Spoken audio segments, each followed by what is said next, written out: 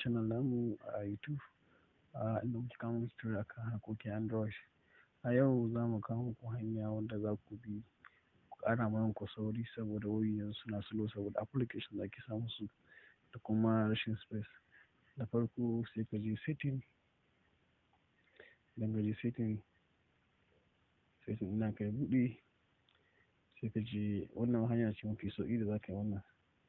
Sai ka je about system, sannan shi idan ka yi clicking system sai ka je wurin about phone. Kuna biye da mu? Idan ka je about phone haka za ka ga status, device, model, wannan shine about a cikin about phone kenan.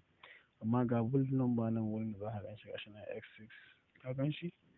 Sai ka yi clicking ɗin shi 1, 2, 3, 4, 5, 6, 7. Idan ka dafa shi sau 7 to za su fitar ma da developer option. Ka gani? Sai mu dawo baya. Ka gan shi yanzu sun fitar da shi. Idan ka lura an zuba developer option amma yanzu gashi sun fitar da shi. Sai ka yi clicking wani developer option. Ka gan shi sun yi san maka developer option. Sai ka bi animator scale. Ka je za ga animator scale.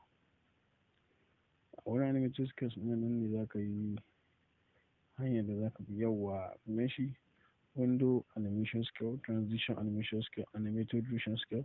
Wannan shine ke sa wa mahiyanci slow. Ka gan shi yana 1 times idan muka yi clicking ka gan shi na 1x kenan.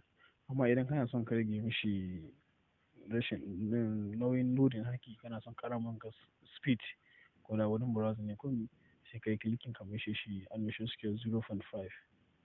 Kaga wannan window animation scale ɗin ya koma 0.5.